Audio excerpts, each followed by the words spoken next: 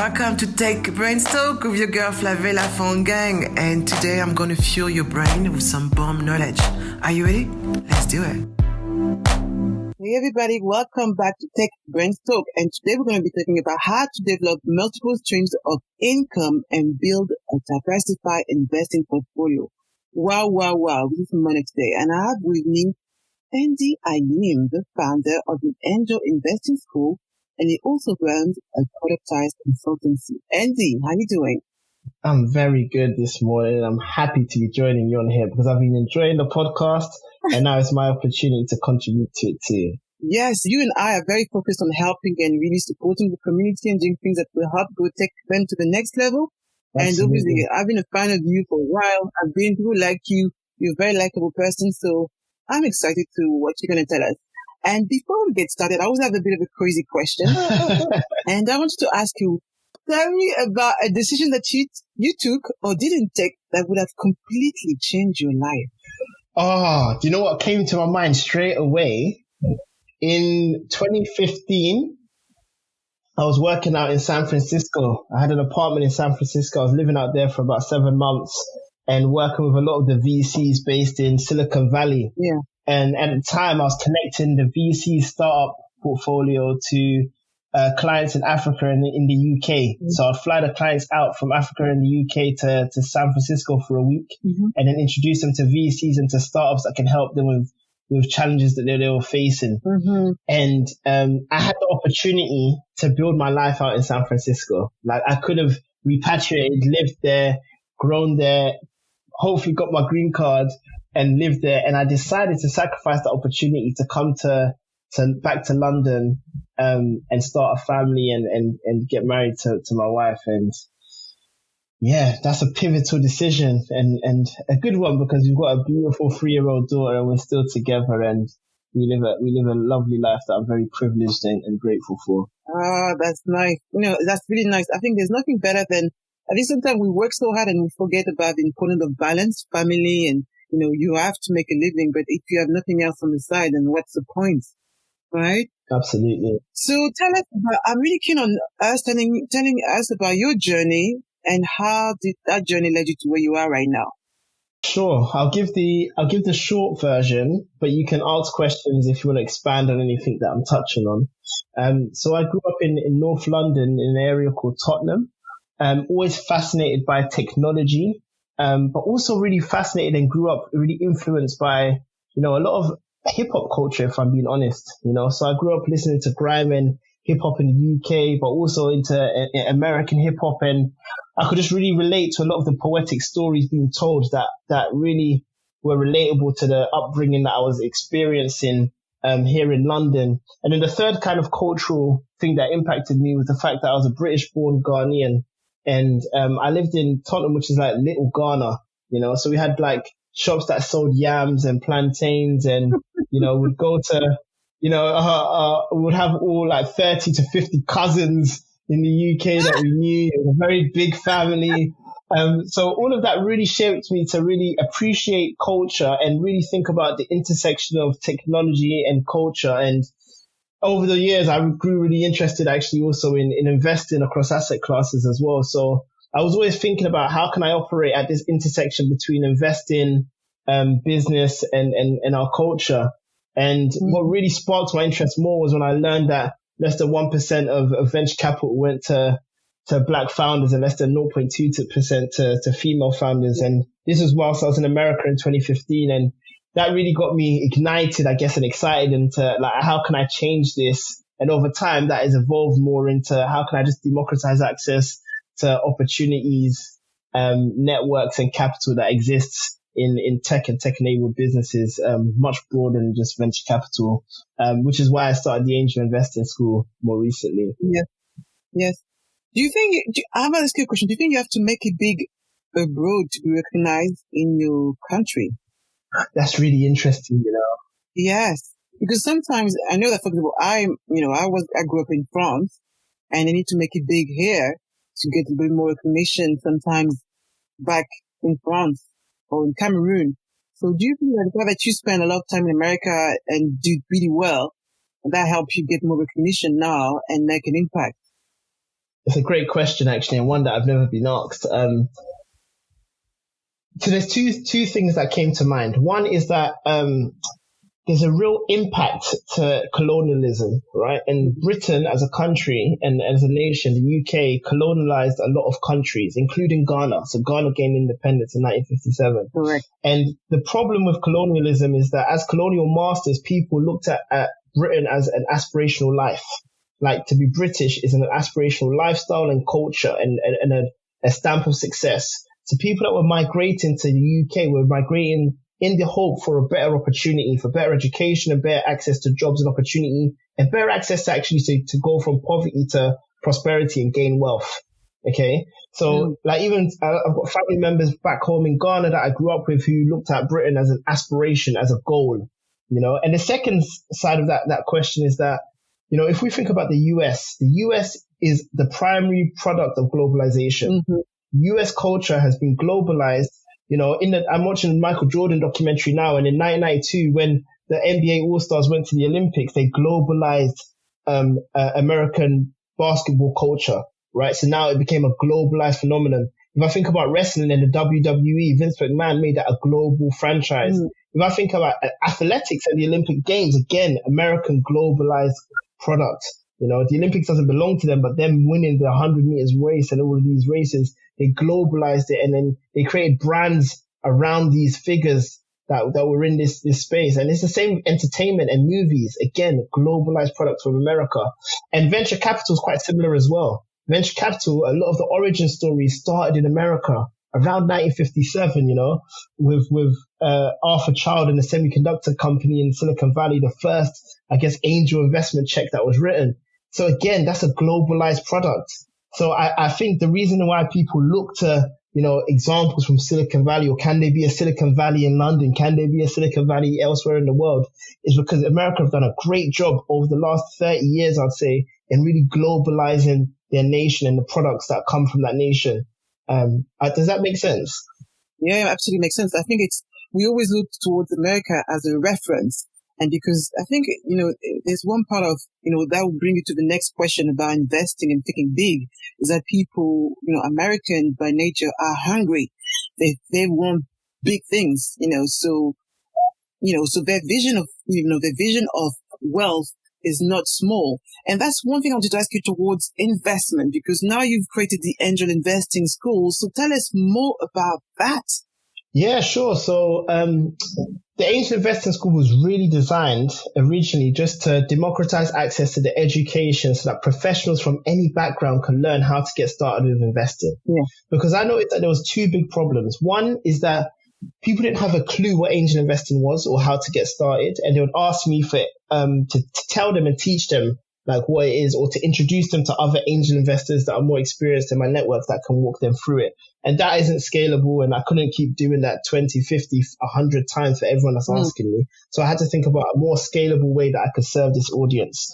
The second thing is that because technology advances at such a fast rate, what's happened is that financial services that were traditionally carried out by a bank have been democratized, right, and debundled. So traditionally, you'd go to a bank for a loan, for a mortgage, for a credit card, for foreign exchange.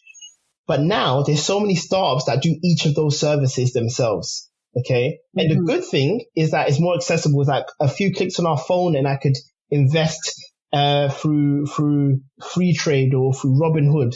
You know, I could go on Seedrs or Crowdcube and invest into startups. The downside is a lot of people are not making educated investment decisions and therefore are taking risks that they don't really understand. So what I created was a way for me to teach and educate people so they can make a more informed decision when they're making investments, whether it's through the equity crowdfunding platforms or if it's directly into a startup that they know. You know, so I'm really trying to fill the education gap because technology's moved so fast that there's created a gulf and a gap that needs to be filled. And that's where I saw the opportunity to do the Angel Investing School. So coming back to this, what do you think are the opportunities that people are missing out, or maybe the mistakes that people are making by not investing or having a investing portfolio? What is it? What is it? Different? It's a mentality where people just love to know that they've exchanged time for money, or do you think it's that it's just as you say, just being more educated? So there's two things, right? Like Jim Rohn, who was a digital mentor of mine. He's passed away now, but Jim Rohn had a great quote around the fact that profits are better than wages, right? You can't get wealthy off just getting paid from your job. Sure. Okay. You can earn a good amount of money. You can get rich, but wealth is different to rich. Okay. So there's three things we need to break down here. There's a difference between being rich, being creating wealth, and preserving wealth. Okay. Being rich is like me exchanging my time for money and getting paid well. And I have a lot of money to live off, but that money is diminishing as I'm using it. I'm using it to buy a car. I'm using it to buy a house that I'm living in. I'm using it for the holidays. That money is diminishing. It's coming in, but it's going out.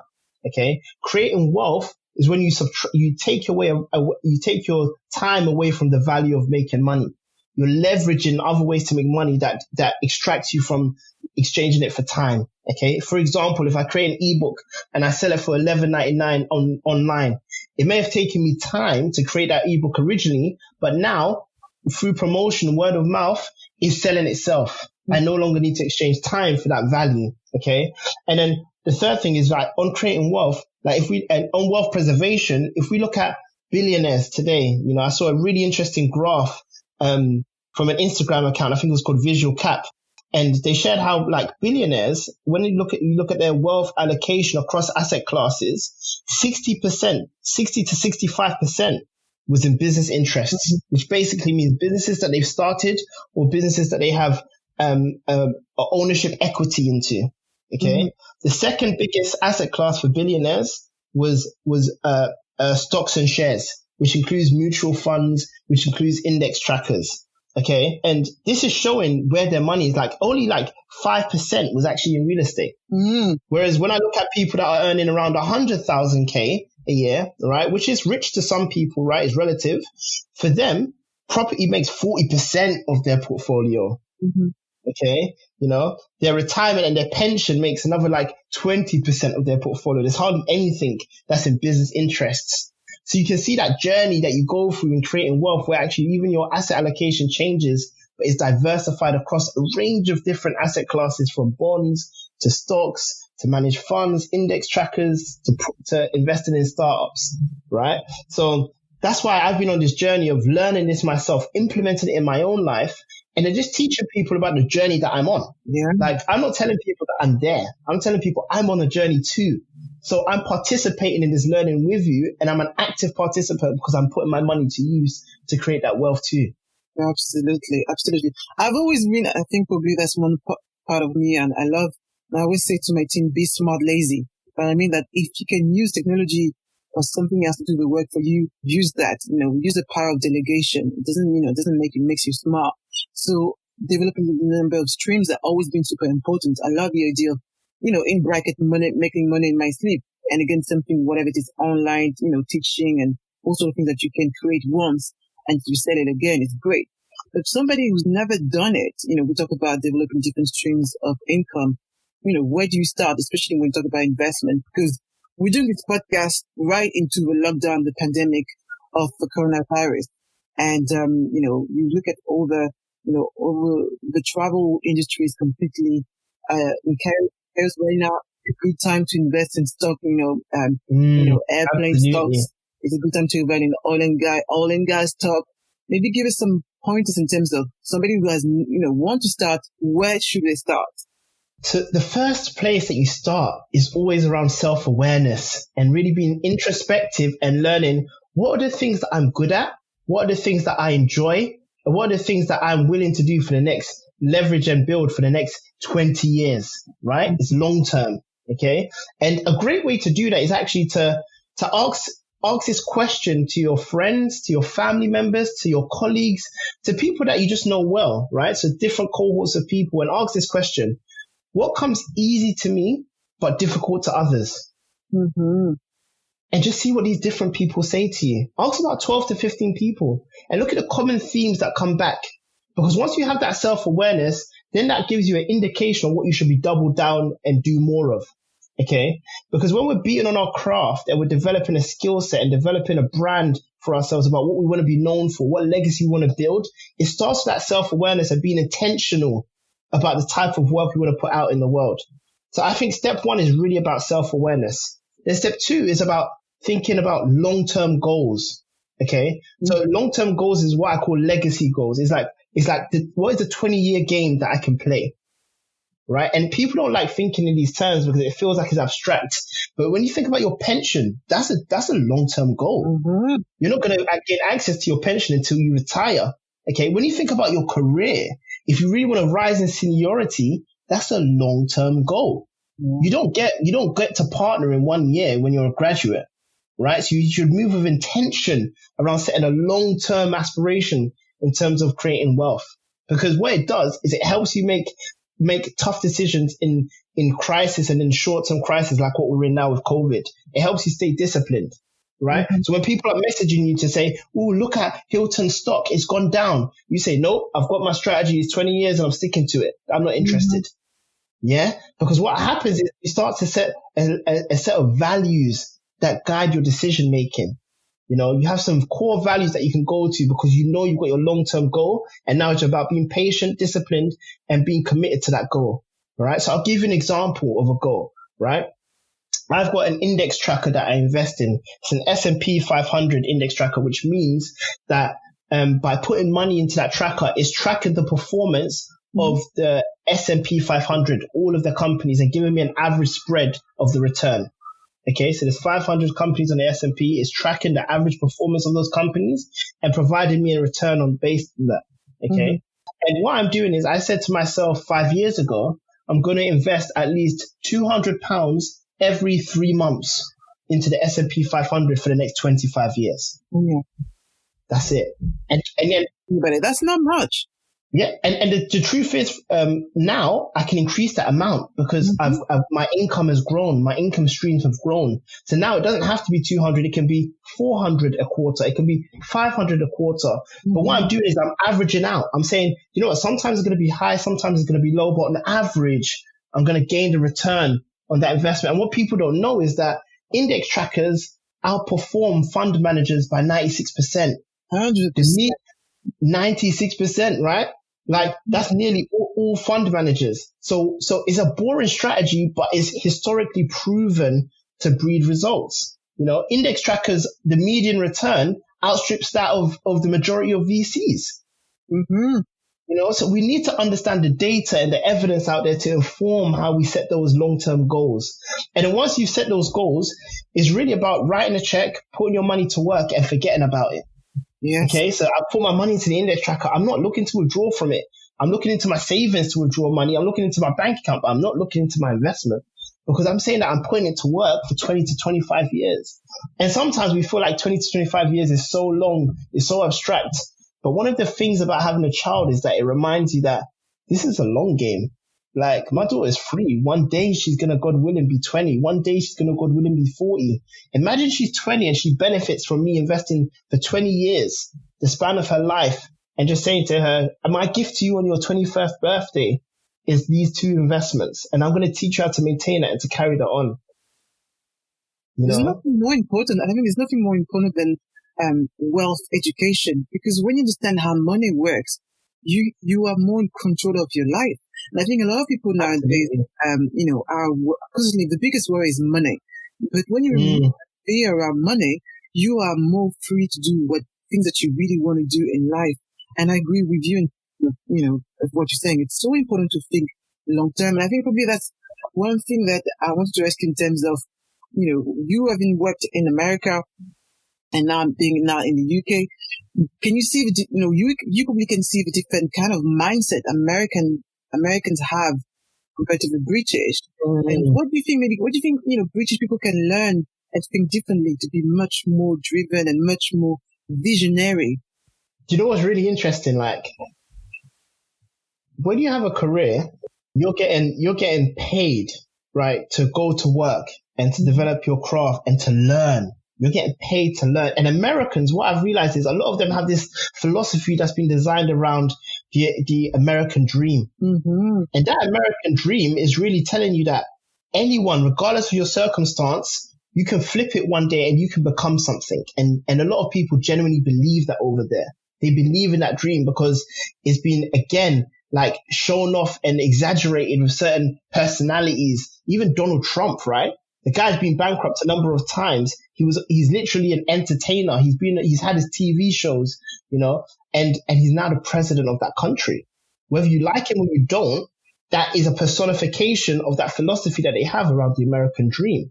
And I love this book called Mindset by Carol Dweck that talks about the difference between a fixed mindset and a growth mindset. Mm-hmm. A fixed mindset is all about people that are not willing to change based on evidence. They're fixed in how they think based on their experiences only. Whereas a growth mindset is about abundance. It's about thinking beyond your boundaries. It's about thinking about limitless, And when you set a vision down, it's important for you to believe that I can do this, even though it's scary, even though I don't know how, but I believe that this can become true.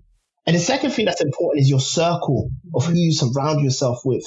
Are these people that are small-minded, that are going to shoot down your vision and tell you that you can't be that you can't do that? Mm-hmm. Or are these going to be people that are going to be encouraging you, lifting you up? And even though they can't see how you're going to do it, they just believe that there's something in you that could take you to where you want to go. Because that's the people that you need to be surrounding yourself with. And sometimes people don't realize you need to get rid of your circle. Mm-hmm. You need to surround yourself with the right type of people that are growth-minded and can and know that the rising tide lifts all boats together. But if you're not a boat and you're a surfer, you're going to sink. So you need to surround yourself with boats and not surfers, right? And I shared this morning with a friend that your career is what you're paid for, but your calling is what you're made for.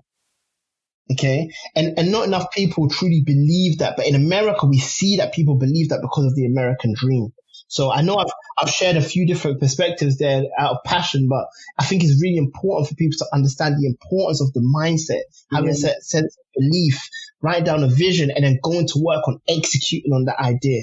Definitely. It's the same thing that entrepreneurs do, but it's the same things you do in your career. It's the same things you do in creating wealth. The mentality is at the core of all of that. Absolutely. And you're right, we're both entrepreneurs, but this can apply to anybody who's employed on a full-time job. It doesn't matter. It doesn't necessarily mean that the only way to achieve your vision is through entrepreneurship. And you're right. We're going to stop there and come back in a minute.